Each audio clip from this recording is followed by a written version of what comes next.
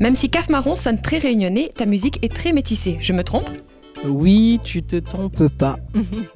En fait, à la base, au début, elle a commencé quand j'étais en Australie. J'étais fait mes compos à la guitare et tout ça. Et là-bas, le style est assez, très très varié là-bas en Australie. Et du coup, disons que le mélange est arrivé avec l'influence des percussions brésiliennes, parce que là-bas, à la rencontre un professeur de percussion spécialisé là-dedans, dans les percussions brésiliennes. Et puis, moi, habite avec lui et m'était commencé à enseigner avec lui dans son école. Et puis, comme il était batteur, il avait des connaissances dans le milieu, on va dire. Et du coup, on a décidé de monter un spectacle ensemble. Et puis, il a donné ma chance en jouant mes compos avec ses amis musiciens qui étaient dans le milieu. Et du coup, voilà, ça s'est fait comme ça. Et du coup, je m'amuse, m'amuse à moi à mélanger les styles, quoi. C'est pas comme si, que moi, là, disais moi, mais ça mélangeait. Non, la mélange tout seul. Et du coup, on fait avec ce qu'on est, quoi. Le public australien était très demandeur de ce style, apparemment ? Oui, c'est ça.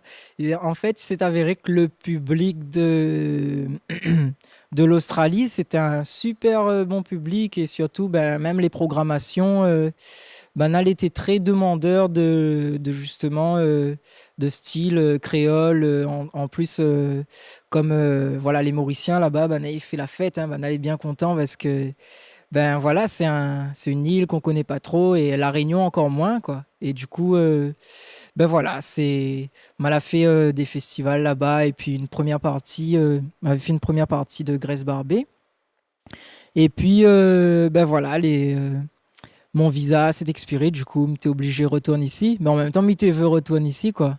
Et là, il fait 2 ans que nous essayons créer, en tout cas recréer le groupe, l'ambiance ici et poursuivre un peu le projet, quoi. Votre musique est très festive et communique la bonne humeur, c'est ça ?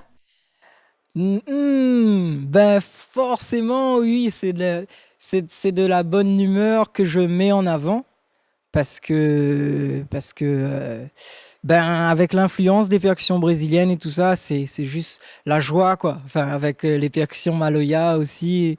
m'y adore ça et puis c'est une manière d'exprimer aussi la gaieté, la joie. Et même si moi m'y pense que même si ou l'est en colère ou l'est triste ou passe par tous ces sentiments là, parce que forcément m'y passe par tout ça aussi, et on a des chansons qui parlent de ça, mais la musique c'est toujours pour moi une façon d'exprimer ces mots là, mais sans heurter quelqu'un, ou pas forcément si vous l'êtes en colère, au lieu de crier si quelqu'un, crie-le en chanson et c'est beau à voir, en fait. C'est des sentiments qu'il faut pas réprimer non plus, mais voilà, c'est la musique permet ça, quoi.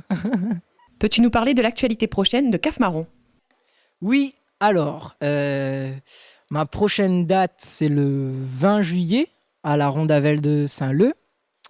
Et on a aussi, nous aura l'occasion de faire un spectacle à l'Espace Le Comte de Lille le 22 août. Et on aura l'occasion de préparer ce spectacle avec une résidence que l'Espace nous offre d'1 semaine. Du coup, nous ça travaille sur un spectacle, un beau visuel et même peut-être raconter une histoire et avoir des invités surprises dans ce spectacle. Du coup, c'est le 22 août à l'Espace Le Comte de Lille. Et puis, nous avons une tournée en Afrique du Sud en préparation. Et juste en préparation. Voilà. Merci beaucoup d'avoir été nos invités aujourd'hui. On souhaite à Caf Marron une longue vie musicale. Et à présent, il est l'heure de saisir de quoi noter. Voilà l'agenda.